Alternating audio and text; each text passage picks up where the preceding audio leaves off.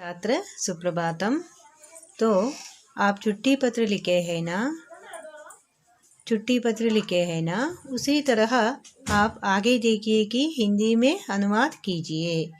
तो 4-5 वाक्य है, उसे आपको हिंदी में अनुवाद करना चाहिए। तो पहला है, नानु मारुकट्टेगे होगुत्तेने, मैं बाजार जाती हूँ। पुरुष हो तो जाता हूँ, स्त्री हो तो जाती हूँ। तो दूसरा है, ಅವಳು ಹಾಡನ್ನು ಹಾಡುವಳು, वह गाना गाएगी। ಅವಳು ಅನ್ನೋಕ್ಕೆ ವಹ, ಅವನು ಅವಳು ತಿಳಿತಾ ಇದೆಯಾ? ಅದು ಅನ್ನೋದಕ್ಕೆ ವಹ ಅನ್ನೋ ಒಂದು ಶಬ್ದವನ್ನು ಉಪಯೋಗವನ್ನು ಮಾಡ್ತೇವೆ. ಅವಳು ಹಾಡನ್ನು ಹಾಡುವಳು, ವಹ ಗಾನ ಗಾಯಿಗಿ.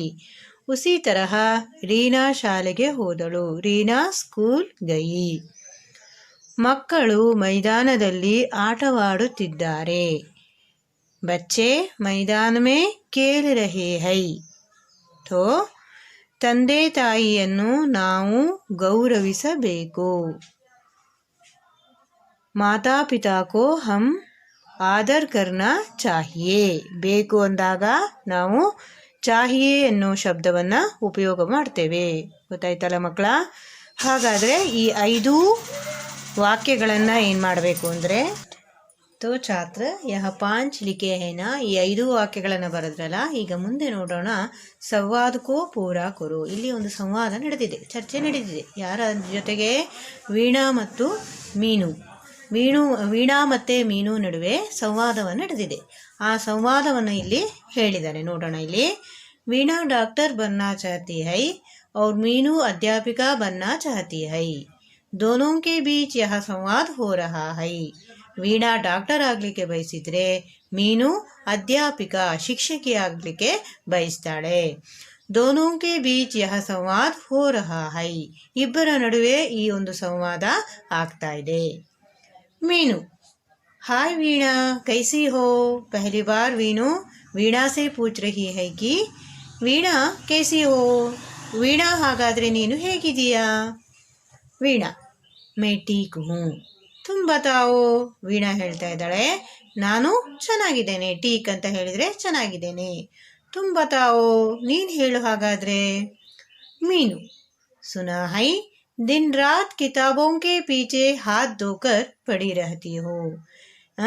ದಿನ ರಾತ್ ಅಂದರೆ ದಿನ್ ರಾತ್ ಅಂತ ಹೇಳಿದರೆ ಬೆಳಗ್ಗೆ ರಾತ್ರಿ ಅನ್ನೋದೇ. ಕಿತಾಬೋಂಗೆ ಪೀಚೆ, ಪುಸ್ತಕಗಳ ಹಿಂದೆ ನೀನು. ಹಾತ್ ಧೋಕರ್ ಅಂದರೆ ಪುಸ್ತಕಗಳ ಹಿಂದೆ ನೀನು ಬೆಳಗ್ಗೆ ರಾತ್ರಿ ಅನ್ನೋದೇ ಪುಸ್ತಕಗಳ ಹಿಂದೆ ನೀನು ಬಿದ್ದಿದೀಯಾ. ತೋ ಛಾತ್ರ ಆಗೆ ದೇಖಿಯೇ. तो आगे देखिए, वीणा कहाँ पढ़ रही हूँ? पिताजी कहते हैं मेरा पढ़ना काफ़ी नहीं है, ऐसे में मैं कुछ नहीं बन पाऊंगी. वीणा कह रही है कि कहाँ पढ़ रही हूँ, ನಾನೆಲ್ಲಿ ಓದ್ತಾ ಇದ್ದೀನಿ. ಪಿತಾಜಿ ಕಹತೆ ಹೈ, ತಂದೆಯವರು ಹೇಳ್ತಾರೆ, ಮೇರಾ ಪಠನ ಕಾಫಿ ನಹಿ ಹೈ, ನಾನು ಓದುವುದು ಹೆಚ್ಚಿಗೆ ಏನಲ್ಲ. ಐಸೆ ಮೇ ಕುಚ್ ನಹಿ ಬನ್ ಪಾऊंगी, ಇಷ್ಟರಲ್ಲಿ ನಾನು ಹೀಗೆ ಇದ್ದರೆ ಏನೂ ಕೂಡ ಮಾಡಲಿಕ್ಕೆ ಆಗಲ್ಲ. ತಂದೆಯವರು ಯಾವಾಗಲೂ ವೀಣಾಗೆ ಹೇಳುವ ಮಾತು, ಓದಬೇಕು, ನೀವು ಓದೋದೇನೋ ಹೆಚ್ಚಿಗೆ ಅಲ್ಲ ಅಂತ ಹೇಳಿ. ಐಸೆ ಮೇ, ಇದರಲ್ಲೇ ಕುಚ್ ನಹಿ ಬನ್ ಪಾऊंगी, ಹೀಗೆ ಓದಿದರೆ ಏನು ಮಾಡಲಿಕ್ಕೂ ಆಗಲ್ಲ ಅಂತ ತಂದೆಯವರು ಹೇಳ್ತಾ ಇರ್ತಾರೆ. ಮೀನು, ಪಿತಾಜಿ ಐಸೆ ಕ್ಯೂ ಕಹತೆ ಹೈ. ಮೀನು ಕೇಳ್ತಾಳೆ, ಹಾಗಾದರೆ ತಂದೆಯವರು ಯಾಕೆ ಹಾಗೆ ಹೇಳ್ತಾರೆ? ವೀಣಾ, ಕ್ಯೂಂಕಿ ಮುझे ಡಾಕ್ಟರ್ बनने की इच्छा है. ತುಮ್ ಕ್ಯಾ ಬನ್ನಾ ಚಾಹತಿ ಹೂ. ಯಾಕೆ ಅಂದರೆ ನಾನು ಡಾಕ್ಟರ್ ಆಗಕ್ಕೆ ಬಯಸ್ತಾ ಇದ್ದೀನಿ.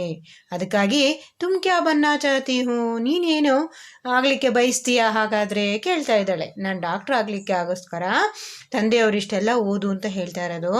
ಯಾಕೆಂದರೆ ನಾನು ಡಾಕ್ಟರ್ ಆಗಬೇಕು, ನೀನೇನಾಗಲಿಕ್ಕೆ ಬಯಸ್ತೀಯಾ ಅಂತ ಹೇಳಿ ಮೀನು ಹತ್ರ ವೀಣಾ ಚರ್ಚೆಯನ್ನು ಮಾಡ್ತಾ ಇದ್ದಾಳೆ. ನೀವು ನಿಮ್ಮ ಫ್ರೆಂಡ್ ಯಾವ ರೀತಿಯಲ್ಲಿ ಚರ್ಚೆಯನ್ನು ಮಾಡ್ತೀರಲ್ಲ, ಆ ರೀತಿಯಲ್ಲಿ ಹಿಂದಿಯಲ್ಲಿ ಚರ್ಚೆ ನಡೀತಾ ಇದೆ ಈಗ. मीनू, मैं अध्यापिका बनना चाहती हूँ, इसमें लिखा नहीं है, तो आप मैं जो कहते हो ना उसे यहाँ पर लिखना होगा. मीनू, मैं अध्यापिका बनना चाहती हूँ. वीणा, ज़रूर, मैं डॉक्टर बनती हूँ और तुम ಅಧ್ಯಾಪಿಕ ಬನ್ನ. ನಾನು ಡಾಕ್ಟರ್ ಆಗ್ತೇನೆ, ನೀನು ಅಧ್ಯಾಪಿಕ ಆಗು. वीणा, तो हम दोनों को अच्छी तरह पढ़ना होगा. ವೀಣಾ ಹೇಳ್ತಾಳೆ, ಹಾಗಾದರೆ ನಮ್ಮಿಬ್ಬರಿಗೂ ಕೂಡ ಚೆನ್ನಾಗೇ ಓದಬೇಕು. तो हम चलते हैं. और आगे देखिए, विहित और आकाश दोनों रेल की यात्रा कर रहे हैं. दोनों के परिवारों का परिचय देने वाला ಸಂವಾದ ಲಿಖಿಯೇ. ಇಬ್ಬರು ಕೂಡ ಏನು ಮಾಡ್ತಾ ಇದ್ದಾರೆ, ವಿಹಿತ್ ಮತ್ತು ಆಕಾಶ್ ದೋನೋ ಇಬ್ಬರು ಕೂಡ ರೈಲಿನಲ್ಲಿ ಯಾತ್ರೆಯನ್ನು ಮಾಡ್ತಾ ಇದ್ದಾರೆ. ತೋ ದೋನೋ ಪರಿವಾರ ಕಾ ಪರಿಚಯ ದೇನೆ ವಾಲಾ, ಎರಡೂ ಪರಿವಾರದ ಪರಿಚಯವನ್ನು ಕೊಡುವಂತಹ ವಾಕ್ಯಗಳನ್ನು ಸೇರಿಸಿ ಇಲ್ಲಿ ಬರೀರಿ ಅಂತ ಹೇಳಿದ್ದಾರೆ. तो मैं आपको यहाँ पर कहती हूँ कि क्या लिखना है, इसके बारे में मैं कहती हूँ, तो आप नोटबुक में उसी तरह लिखना होगा. तो चलिए छात्र, हम बता सकते हैं कि विहित बताते हैं कि विहित आपका नाम. विहित पूछता है आकाश से, आपका नाम क्या है. रेल में दोनों का भेंट हुआ, इಬ್ಬರ ಒಂದು ಭೇಟಿ ಆಗತ್ತೆ. आपका नाम क्या है. आकाश बताती है, मेरा नाम आकाश है. तो आपका नाम. तो विहित बताता है, मेरा नाम विहित है. तो आकाश, आप कहाँ जा रहे हो. आकाश पूछता है विहित से, ನೀವೆಲ್ಲಿ ಹೋಗ್ತಾ ಇದ್ದೀರಾ. विहित कहता है, मैं मैसूर जा रहा हूँ, ನಾನು ಮೈಸೂರಿಗೆ ಹೋಗ್ತಾ ಇದ್ದೇನೆ. तो आप, आकाश से विहित पूछता है, आप कहाँ जा रहे हैं. मैं ಬೆಂಗಳೂರು जा रहा हूँ, ನಾನು ಬೆಂಗಳೂರಿಗೆ ಹೋಗ್ತಾ ಇದ್ದೀನಿ ಅಂತ ಆಕಾಶ್ ಹೇಳ್ತಾ ಇದ್ದಾನೆ. तो आकाश पूछता है विहित से, तो आपके घर में कौन कौन से लोग हैं. तो विहित बताता है, मेरे घर में माँ, बाप और भाई बहन है. इस तरह हम 4 लोग घर में हैं. इस तरह और मेरा घर सागर में है. तो आकाश बताता है कि मेरे घर में. विहित पूछता है, तुम्हारा घर में क्या कौन कौन से लोग हैं. तो आकाश बताता है, मेरे घर में माँ, बाप, भाई, बहन और दादा दादी है. ಅಮ್ಮ, ಅಪ್ಪ, ಅಜ್ಜ, ಅಜ್ಜಿ ಎಲ್ಲರೂ ಕೂಡ ನಮ್ಮ ಮನೇಲಿದ್ದಾರೆ ಅಂತ ಹೇಳಿ ಆಕಾಶ್ ಹೇಳ್ತಾ ಇದ್ದಾನೆ. तो विहित बताता है कि तो तुम्हारा बाप क्या काम करता है. ನಿಮ್ಮ ತಂದೆಯವರು ಏನು ಕೆಲಸ ಮಾಡ್ತಾರೆ. ಆಕಾಶ್ ಹೇಳ್ತಾನೆ, मेरे बाप अध्यापक है. ನನ್ನ ತಂದೆ ಶಿಕ್ಷಕರಾಗಿದ್ದಾರೆ. तो आकाश पूछता है विहित से, तुम्हारा बाप क्या काम करता है. ನಿಮ್ಮ ತಂದೆ ಏನು ಕೆಲಸ ಮಾಡ್ತಾರೆ. विहित बताता है कि मेरा पिता व्यापार करते हैं, सोने के व्यापार करते हैं. इस तरह दोनों के बीच में संवाद होता है. तो आपको मैं जैसे बताए है ना, ನಾನು ಯಾವ ರೀತಿಯಲ್ಲಿ ಸಂವಾದವನ್ನು ಇವರಿಬ್ಬರಲ್ಲಿ ನಡೀತು ಅಂತ ಹೇಳಿದೆ. ಈಗ ಅದನ್ನು ವಾಕ್ಯ ರೂಪದಲ್ಲಿ ಇಲ್ಲಿ ಏನು ಸಂವಾದ ನಡೀತಲ್ಲ ಅದೇ ರೀತಿಯಲ್ಲಿ ವಾಕ್ಯ ರೂಪದಲ್ಲಿ ನಾನು ಹೇಳಿರೋವಂಥದ್ದನ್ನೇ ಇಲ್ಲಿ ಬರೆಯೋದ್ರ ಮೂಲಕ ಅದನ್ನು ನೋಟ್ಸಿಗೆ ಹಚ್ಚಬೇಕು. ತಿಳಿತಲ್ಲ ಮಕ್ಕಳ. ಹಾಗಾದರೆ ಇಲ್ಲಿಗೆ ನಿಮ್ಮ ಸೇತು ಬಂಧದ ಒಂದು ಅಂಶ ಮುಗ್ದಂಗೆ ಆಗತ್ತೆ. तो हम आप ಏಕ್ ಪತ್ರಿಕೆ ಬಾರೆ ಮೇ ಜಾನ್ ಲಿಯಾ. ಒಂದು ಚುಟ್ಟಿ ಪತ್ರದ ಬಗ್ಗೆ ನಾವು ತಿಳ್ಕೊಂಡ್ವಿ. ಏನಂತ, ಯಾವುದು, ಈಗಾಗಲೇ ನೀವು ಅದನ್ನು ಬರೆದಿದ್ದೀರಾ ಅಲ್ವಾ. ಚುಟ್ಟಿ ಪತ್ರ ಆದಮೇಲೆ ಒಂದು ನಿಬಂಧವನ್ನು ನಾವು ನೋಡೋಣ ಅಲ್ವಾ. ಒಂದು ಚುಟ್ಟಿ ಪತ್ರ ಆಯಿತು, ಈಗ ಒಂದು ನಿಬಂಧ. ಚುಟ್ಟಿ ಪತ್ರ 5 ಅಂಕಕ್ಕೆ ಇರುತ್ತೆ, ನಾನು ಹೇಳುವಂತಹ ನಿಬಂಧ 4 ಅಂಕಕ್ಕೆ ಇರುತ್ತೆ. ಹಾಗಾದರೆ ಇವತ್ತು ಒಂದು ನಿಬಂಧ, ಒಂದು ವಿಷಯದ ಬಗ್ಗೆ ಚರ್ಚೆ ಮಾಡೋಣ. ನಾನು ಅದನ್ನು ಹೇಳ್ತೀನಿ ನಿಮಗೆ, ನೀವು ಅದನ್ನು ಕನ್ನಡದಲ್ಲಿನೂ ಹೇಳ್ತೀನಿ ನಾನು. ನೀವು ಅದನ್ನೇನು ಮಾಡಬೇಕು ಅಂದರೆ ಕನ್ನಡದಲ್ಲಿ ಅರ್ಥ ಮಾಡಿಕೊಂಡು ನೀವು ನಿಮ್ಮ ಸುಲಭದ ರೀತಿಯಲ್ಲಿ ಅದನ್ನು ಹಿಂದಿಯಲ್ಲಿ ಕಲಿಬೇಕು. ಕಲಿತು ಅದನ್ನು ನೋಡದ ಹಾಗೆ ಮನೆಯಲ್ಲಿ ಒಂದು ಸಲ ಅಭ್ಯಾಸವನ್ನು ಮಾಡಬೇಕು. ತಿಳಿತಲ್ಲ. ಅದನ್ನು ಅರ್ಥ ಮಾಡಿಕೊಳ್ರಿ, ಸುಮ್ಮನೆ ಬಾಯಾರಿಟ್ಟು ಹೊಡೆಯೋದಲ್ಲ. ಆಗ ನಿಬಂಧನ ಹೇಳಿರೋದು, ನಿಬಂಧನ ಏನು ನಾನು ಹೇಳ್ತೀನಲ್ಲ ನಿಬಂಧ, ಅದನ್ನು ಕನ್ನಡದಲ್ಲಿ ನಾನು ಹೇಳ್ತೀನಲ್ಲ, ಅದನ್ನು ಅರ್ಥ ಮಾಡಿಕೊಂಡು ನೀವು ಕಲಿತಾಗ ನಿಮಗೆ ಅದು ಬೇಗ ಈಸಿಯಾಗಿ ಅದನ್ನು ನೆನಪಿರಲಿಕ್ಕೆ ಸಾಧ್ಯ ಆಗುತ್ತೆ. ಬಾಯಾರಿಟಲ್ಲಿ ನೆನಪಿರಲ್ಲ, ಅರ್ಥ ಮಾಡ್ಕೊಂಡು ನಾವು ಓದಿದಾಗ ಅದು ನಮಗೆ ನೆನಪಿರುತ್ತೆ. ಸರಿನಾ? ಹಾಗಾದರೆ ನಿಬಂಧವನ್ನು ನೋಡೋಣ. ನಿಬಂಧ ಹೈ ಪುಸ್ತಕೋं का महत्व. ನೀವು ನಿಮ್ಮ ಪುಸ್ತಕದಲ್ಲಿ 157ನೇ ಪೇಜು ಬುಕ್ ತೊಗೊಂಡಿದ್ದೀರಲ್ಲ ಮಕ್ಕಳ, ಆ ಬುಕ್ಕಲ್ಲಿ 157ನೇ ಪೇಜಲ್ಲಿ ನೀವು ಈ ಪುಸ್ತಕೋं का महत्व ಅಂದರೆ ಪುಸ್ತಕಗಳ ಮಹತ್ವ ಏನು ಅನ್ನೋದ್ರ ಬಗ್ಗೆ ಒಂದು ನಿಬಂಧ ಇದೆ. ತಿಳಿತಾ ಇದೆಯಾ? ಆ ನಿಬಂಧನ ನಾನೀಗ ಕನ್ನಡದಲ್ಲೇ ಹೇಳ್ತೀನಿ, ನೀವು ಅರ್ಥ ಮಾಡಿಕೊಂಡು ಅದನ್ನು ಏನು ಮಾಡಬೇಕು, ಕಲಿಬೇಕಾಗತ್ತೆ. ನೀವೇ ಸ್ವತಃ ಇದನ್ನು ನೋಡದ ಹಾಗೆ ಬರಿಬೇಕಾಗತ್ತೆ. ಹಾಗಾಗಿ ಇದನ್ನು ಒಂದು ಸಲ ಆ 157ನೇ ಪೇಜ್ ತೆಗೀರಿ. ನಾನು ಹೇಗೆ ಅರ್ಥ ಮಾಡಿಸ್ತಾ ಇದ್ದೀನಿ ನಿಮಗೂ ಅದೇ ರೀತಿಯಲ್ಲಿ ನೀವು ಅದನ್ನು ಆ ವಾಕ್ಯವನ್ನು ನೋಡ್ತಾ ಹೋಗ್ರಿ. ಪುಸ್ತಕೋं का महत्व.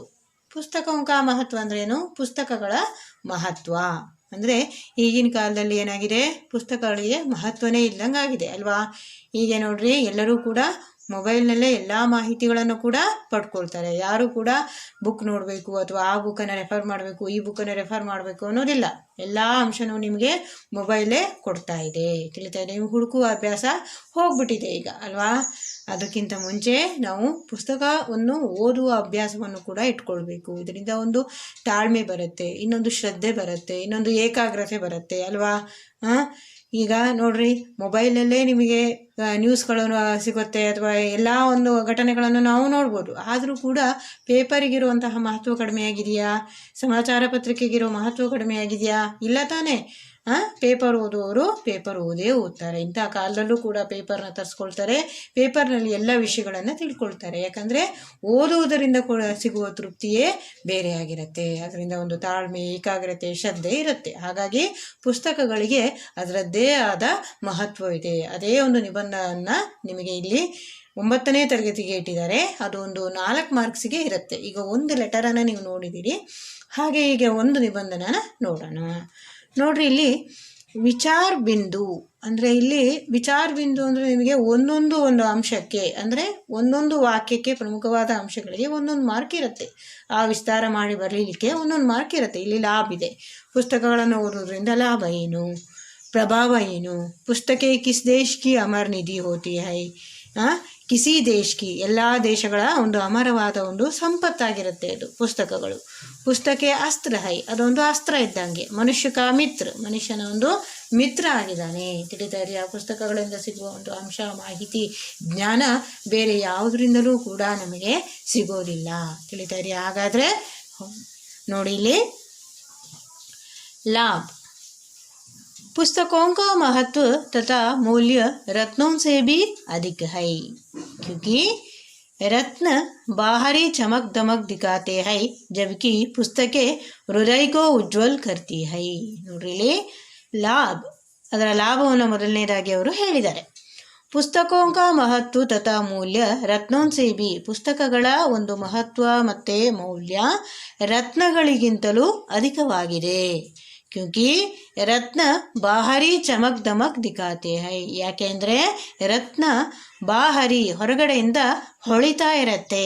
ತಿಳಿತಾ ಇದೆ? ಚಮಕ್ ದಮಕ್ ಅಂದರೆ ಹೊಳಿತಾ ಇರತ್ತೆ. ಜಬಕಿ ಪುಸ್ತಕ ಹೃದಯಕ್ಕೋ ಉಜ್ವಲ್ ಕರ್ತಿ ಹೈ, ಹೃದಯವನ್ನೇ ಏನು ಮಾಡ್ತದೆ? ಉಜ್ವಲವನ್ನಾಗಿ ಮಾಡುತ್ತೆ. ಪುಸ್ತಕಗಳನ್ನು ಓದೋದ್ರಿಂದ ಆದಷ್ಟು ಲಾಭ ಇದೆ. ಅಚ್ಚಿ ಪುಸ್ತಕ ಮನುಷ್ಯಕ್ಕೂ ಪಶುಸೆ ದೇವತಾ ಬನಾತಿ ಹೈ. ಒಳ್ಳೆಯ ಪುಸ್ತಕಗಳು ಮನುಷ್ಯನನ್ನು ಪ್ರಾಣಿಗಳಿಗಿಂತ ದೇವತೆಯನ್ನಾಗಿ ಮಾಡುತ್ತೆ. ಅಂದರೆ ಅವರಲ್ಲಿ ಆ ಗುಣಗಳು ಪರಿವರ್ತನೆ ಆಗತ್ತೆ ಪುಸ್ತಕಗಳನ್ನು ಓದೋದ್ರಿಂದ. उसकी सात्विक वृत्तियों को जागृत कर उसे पथभ्रष्ट होने से बचाती है.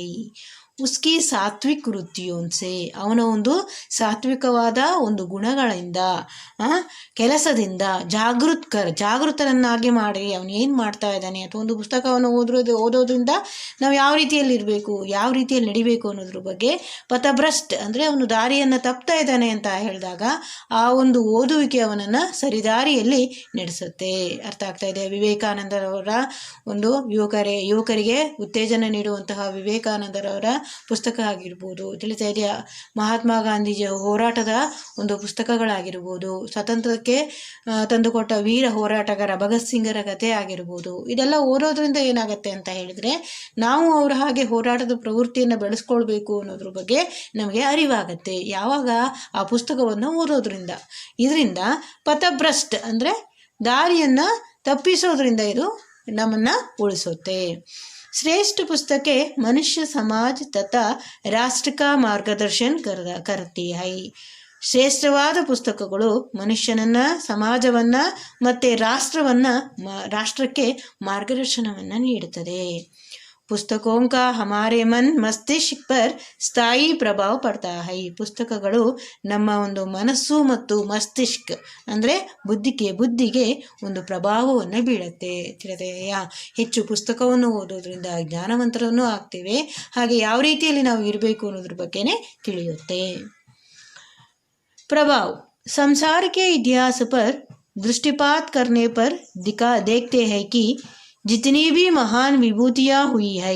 ನೋಡ್ರಿ ಇಲ್ಲಿ ಸಂಸಾರಕ್ಕೆ ಇತಿಹಾಸ ಪರ್, ಈ ಜಗತ್ತಿನ ಇತಿಹಾಸದಲ್ಲಿ ದೃಷ್ಟಿಪಾತ್ ನೋಡಿದರೆ, ದೇಖ್ತೆ ಹೈ ಕಿ ನೋಡ್ಬೋದು ನಾವು ದೃಷ್ಟಿಕೋನದಲ್ಲಿ ನೋಡಿದಾಗ, ಜಿತನಿ ಬಿ ಮಹಾನ್ ವಿಭೂತಿಯ, ಎಷ್ಟು ಮಹಾನ್ ವ್ಯಕ್ತಿಗಳು, ವಿಭೂತಿಯ ಅಂತ ಹೇಳಿದರೆ ಮಹಾನ್ ವ್ಯಕ್ತಿಗಳು, उन पर किसी ना किसी अंश में अच्छी पुस्तकों का प्रभाव था. ಅವರಿಗೆ ಯಾವುದಾದ್ರೂ ಒಂದು ಅಂಶದಲ್ಲಿ ಒಳ್ಳೆಯ ಪುಸ್ತಕಗಳ ಒಂದು ಪ್ರಭಾವ ಇತ್ತು. महात्मा गांधी, भगवद्गीता, टाल्स्टाय तथा अमेरिका के संत तोरों के साहित्य से अत्यधिक प्रभावित थे. ಮಹಾತ್ಮ ಗಾಂಧಿ ಭಗವದ್ಗೀತೆ ಮತ್ತು ಟಾಲ್ಸ್ಟಾಯ್ ತಥಾ ಅಮೇರಿಕಾಕ್ಕೆ ಸಂತ ತೋರೋಂಕೆ ಅಂದರೆ ಸಂತ ಜನರ ಒಂದು ಸಾಹಿತ್ಯದಿಂದ ಬಹಳ ಪ್ರಭಾವಿತರಾಗಿದ್ದರು. ಅಲ್ಲದೆ ಅವರು ಹರಿಶ್ಚಂದ್ರನ ಕಥೆಗಳು ಮತ್ತು ಶ್ರವಣನ ಒಂದು ಪಿತೃಭಕ್ತಿಯ ಒಂದು ಕಥೆಯನ್ನು ಓದಿ ಕೂಡ ಅವರು ಪ್ರಭಾವಿತರಾಗಿದ್ದರು. ಅವರ ಜೀವನದಲ್ಲೂ ಕೂಡ ಅದನ್ನು ಅಳವಡಿಸ್ಕೊಂಡ್ರು. ಇಂತಹ ಪುಸ್ತಕಗಳನ್ನು ಅವರು ಓದಿದ್ರು. लेनिन में क्रांति की भावना मार्क्स के साहित्य को पढ़कर जगी थी. ಲೆನಿನ್ನ ನೀವು ಕೇಳಿದ್ದೀರಿ, ತಿಳಿತಾ ಇದೆಯಾ?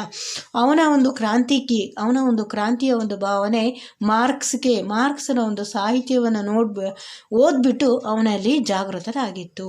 ತಿಳಿತಾ ಇದೆಯಾ? ಗುರವಾದಿ, ತಿಳಿತಾ ಇದೆಯಾ? ಲೆನಿನ್ ಮೇ ಕ್ರಾಂತಿಯ ಒಂದು ಧಾರಣೆ ಮೂಡಿದ್ದು ಮಾರ್ಕ್ಸ್ನ ಸಾಹಿತ್ಯವನ್ನು ಓದಿ. ಪುಸ್ತಕೆ ಕಿಸಿ ದೇಶ್ ಕಿ ಅಮರ್ ನಿಧಿ ಹೋತಿ ಹೈ. ಪುಸ್ತಕಗಳು ಯಾವುದೇ ದೇಶದ ಒಂದು ಅಮರವಾದ ಸಂಪತ್ತು ಆಗಿರುತ್ತೆ. ಕಿಸಿ ಜಾತಿಗೆ ಉತ್ಕರ್ಷ ಅಥವಾ ಅಪಕರ್ಷ ಕಾ ಪಥ ಉಸ್ಕೆ ಸಾಹಿತ್ಯ ಸೇ ಚಲ್ತಾ ಹೈ. ಯಾವುದೇ ಒಂದು ಜಾತಿಯ ಉತ್ಕರ್ಷ ಅಂದರೆ ಅದರ ಉನ್ನತಿ ಮತ್ತು ಅಪಕರ್ಷ ಅಂದರೆ ಅದು ಉನ್ನತಿ ಆಗಿರ್ಬೋದು, ಅವನತಿ ಆಗಿರ್ಬೋದು, ಅದರ ಒಂದು ಶ್ರೇಷ್ಠತೆ ಅದರ ಸಾಹಿತ್ಯದಿಂದ ತಿಳಿದು ಬರುತ್ತೆ. प्राचीन ग्रीक संस्कृति कितनी उच्च और महान थी, इसका पता हमें उसके साहित्य से चलता है. ಯಾವುದೇ ಒಂದು ಸಂಸ್ಕೃತಿಯನ್ನು ನೋಡಬೇಕಾದ್ರೆ, ಭಾರತೀಯ ಸಂಸ್ಕೃತಿಯನ್ನು ನೋಡಬೇಕಾದ್ರೆ ನಾವು ಭಾರತೀಯ ಹಿಂದಿನ ಕಾಲದ ಪುಸ್ತಕಗಳನ್ನು ಅಥವಾ ರಾಜರ ಆಡಳಿತವನ್ನು ನೋಡಿದಾಗ ನಮಗೆ ತಿಳಿದು ಬರುತ್ತೆ ಯಾವ ರೀತಿಯಲ್ಲಿ ಸಂಸ್ಕೃತಿ ಇತ್ತು, ಯಾವ ರೀತಿಯಲ್ಲಿ ರಾಜ್ಯಭಾರ ಇತ್ತು, ಯಾವ ರೀತಿ ಒಡೆಯರ ಕಾಲ ಇತ್ತು. ಈ ರೀತಿಯ ತಿಳುವಳಿಕೆ ಯಾವಾಗ ಬರೋದು? ನಾವು ಇತಿಹಾಸ ತಿಳ್ಕೊಳ್ಳೋದು ಯಾವುದರಿಂದ? ಪುಸ್ತಕಗಳಿಂದ. ಪ್ರಾಚೀನ ಗ್ರೀಕ್ ಸಂಸ್ಕೃತಿ ಕಿತನೇ ಉಚ್ಚ, ಎಂತಹ ಒಂದು ಉಚ್ಚ ಅಂದರೆ ಪ್ರಧಾನವಾಗಿತ್ತು, ಅಂದರೆ ಎಷ್ಟು ಉನ್ನತವಾಗಿತ್ತು. ಅವ್ರ ಮಹಾಂತಿ ಇಸ್ಕಾ ಪತ ಹಮೆ ಉಸ್ಕೆ, ಇದರ ಒಂದು ಅರಿವು ನಮಗೆ ಉಸ್ಕೆ ಸಾಹಿತ್ಯ ಸೇ ಚಲ್ತಾ ಹೈ, ಅದರ ಸಾಹಿತ್ಯದಿಂದ ನಮಗೆ ಗೊತ್ತಾಗುತ್ತೆ. ಗುಪ್ತಕಾಲ್ ಭಾರತ್ ಕಾ ಸ್ವರ್ಣೀಯ ಯುಗ ಕಹಾ ಜಾತಾ ಹೈ. ಗುಪ್ತಕಾಲವನ್ನು ಭಾರತದ ಸ್ವರ್ಣಯುಗ ಅಂತ ಹೇಳಿ ಕರೀತಾರೆ. ಕ್ಯೂಂಕಿ ಉಸ್ ಕಾಲ್ ಸೆ ಸರ್ವೋತ್ಕೃಷ್ಟ ಪುಸ್ತಕೋಂ ಕಿ ರಚನಾ ಹುಯಿ ಹೈ. ಆ ಕಾಲದಲ್ಲಿ ಸರ್ವೋನ್ನತವಾದ ಪುಸ್ತಕಗಳು ರಚನೆಯಾಗಿತ್ತು. ಕಾಳಿದಾಸ್ ಇಸ್ ಯುಗಕ್ಕೆ ಮಹಾನ್ ಸಾಹಿತ್ಯಕಾರ ಥೆ. ಕಾಳಿದಾಸರು ಈ ಯುಗದ ಮಹಾನ್ ಸಾಹಿತ್ಯಕಾರರಾಗಿದ್ದರು. ಪುಸ್ತಕೆ ಅಸ್ತ್ರ ಹೈ. ಪುಸ್ತಕ ಒಂದು ಅಸ್ತ್ರ ಇದ್ದ ಹಾಗೆ. ರಾಜನ ಹತ್ರ ಯಾವ ರೀತಿಯಲ್ಲಿ ಯಾವ ರೀತಿಯಲ್ಲಿ ರಾಜನ ಇನ್ನೊಬ್ಬ ರಾಜನ ಹತ್ರ ಹೋರಾಡುವಾಗ ಯಾವ ರೀತಿಯಲ್ಲಿ ಅವನ ಅಸ್ತ್ರಗಳ ಪ್ರಯೋಗವನ್ನು ಮಾಡ್ತಾನಲ್ಲ, ಪುಸ್ತಕವು ಕೂಡ ನಮ್ಮ ಜ್ಞಾನವನ್ನು ಹೆಚ್ಚಿಗೆ ಮಾಡ್ಕೊಳ್ಳೋಕೆ ಅಥವಾ ಜ್ಞಾನವನ್ನು ಹೆಚ್ಚಿಗೆ ಮಾಡುವಂತಹ ಒಂದು ಅಸ್ತ್ರ. ವಿಚಾರೋं के युद्ध में ಪುಸ್ತಕೇ ही अस्त्र है. ವಿಚಾರಗಳ ಒಂದು ದೃಷ್ಟಿಯಲ್ಲಿ ನೋಡಿದಾಗ ಪುಸ್ತಕಗಳೇ ಒಂದು ಅಸ್ತ್ರ. पुस्तकों में लिखे विचार संपूर्ण समाज की काया पलट देते हैं. ಪುಸ್ತಕೋಂ ಕೆ ಲಿಖೆ ವಿಚಾರ, ಪುಸ್ತಕಗಳ ಒಂದು ವಿಚಾರ ಸಂಪೂರ್ಣ ಸಮಾಜದ ಒಂದು ಸ್ಥಿತಿಯನ್ನೇ ಬದಲಾಯಿಸುತ್ತೆ. समाज में जब भी कोई परिवर्तन आता है अथवा क्रांति उपस्थित होती है उसके मूल में कोई ವಿಚಾರಧಾರ ही होती है. ಸಮಾಜದಲ್ಲಿ ಯಾವುದಾದ್ರೂ ಕ್ರಾಂತಿ ಆಗಬೇಕಾದ್ರೆ ಪರಿವರ್ತನೆ ಆಗಬೇಕು ಅಂದರೆ ಅಲ್ಲಿ ಉಸ್ಕೆ ಮೂಲ, ಅದರ ಮೂಲವನ್ನು ನೋಡಿದಾಗ ಅಲ್ಲಿ ಪುಸ್ತಕಗಳ ವಿಚಾರಧಾರೆಗಳೇ ಇರುತ್ತೆ. ಈ ರೀತಿಯಲ್ಲಿ ನೀವು ಕನ್ನಡದಲ್ಲಿ ಅಭ್ಯಾಸ ಮಾಡಬೇಕು. ನೋಡ್ರಿ ಇಲ್ಲಿ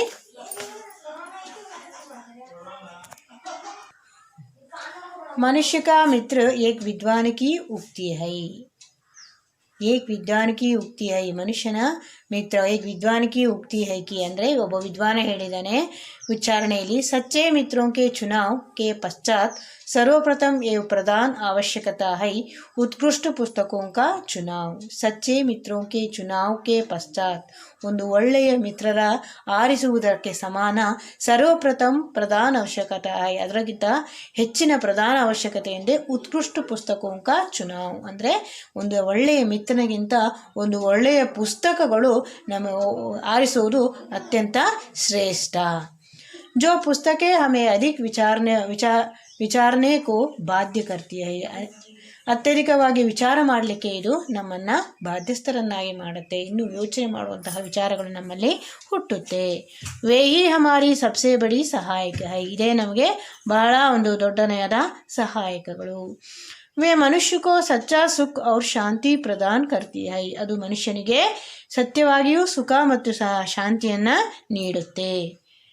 ಥಾಮಸ್ ಎ ಕೆಂಪಿಸ್ನೆ ಏಕ್ ಬಾರ್ ಕಹಾ ಥಾ, ಥಾಮಸ್ ಎ ಕೆಂಪಿಸ್ ಒಂದು ಸಲ ಹೇಳಿದರು, मैंने प्रत्येक स्थान पर विश्राम खोजा किंतु वह एकांत कोने में बैठकर पुस्तकें पढ़ने के अतिरिक्त कहीं प्राप्त न हो सका. पुस्तक प्रेमी सबसे अधिक सुखी होता है. ನೋಡ್ರಿ ಇಲ್ಲಿ ಕೆಂಪಿಸ್ ಅನ್ನೋ ಒಬ್ಬ ಹೇಳ್ತಾ ಇದ್ದಾನೆ ಇಲ್ಲಿ ಮಹಾನ್ ವ್ಯಕ್ತಿ. ಮೇನೆ ಪ್ರತ್ಯೇಕ ಸ್ಥಾನ ಪರ್ ವಿಶ್ರಾಮ್ ಕೋಜ, ನಾನು ಪ್ರತ್ಯೇಕವಾದ ಸ್ಥಾನದಲ್ಲಿ ವಿಶ್ರಾಮ್ ಕೋಜ ವಿಶ್ರಾಂತಿಯನ್ನು ಹುಡುಕಿದೆ. ಕಿಂತು ವಹ ಏಕಾಂತ ಕೋಣೆ ಮೇ ಬೈಟ್ಕರ್, ಆದರೆ ಅದು ನನಗೆ ಸಿಕ್ಕಿದ್ದು ಏಕಾಂತವಾಗಿ ನಾನು ಕೋಣೆಯಲ್ಲಿ ಕೂತ್ಕೊಂಡು ಪುಸ್ತಕಗಳನ್ನು ಓದೋದಲ್ಲದೆ ಅತಿರಿಕ್ತ ಬೇರೆ ಕಡೆ ನನಗೆ ಕಹಿ ಪ್ರಾಪ್ತನ ಹೋಸಕ, ಬೇರೆ ಕಡೆ ನನಗೆ ಸಿಕ್ಕಿಲ್ಲ. ಪುಸ್ತಕ ಪ್ರೇಮಿ ಸಬ್ಸೆ ಅಧಿಕ್ ಸುಖಿ ಹೋತಾ ಹೈ, ಪುಸ್ತಕದ ಪ್ರೇಮಿ ಯಾವಾಗಲೂ ಕೂಡ ಸುಖಿಯಾಗಿರ್ತಾನೆ. ಅವನಿಗೆ ಯಾವ ಒಂದು ಯೋಚನೆಗಳು ಇರೋದಿಲ್ಲ. ಅವನ ಜ್ಞಾನವೃದ್ಧಿ ಮಾಡೋದೊಂದೇ ಆ ಪುಸ್ತಕ ಪ್ರೇಮಿಯ ಉದ್ದೇಶ ಆಗಿರುತ್ತೆ. ಈ ರೀತಿಯಲ್ಲಿ ಪುಸ್ತಕಗಳ ಮಹತ್ವವನ್ನು ನಾವು ಈ ನಿಬಂಧನಲ್ಲಿ ನೋಡ್ಬೋದು. ನೀವು ಕೂಡ ಪುಸ್ತಕಗಳನ್ನು ಅನೇಕ ಪುಸ್ತಕಗಳನ್ನು ಓದುವ ಅಭ್ಯಾಸ ಇಟ್ಕೊಂಡ್ರೆ ತುಂಬಾ ಒಳ್ಳೆಯದು.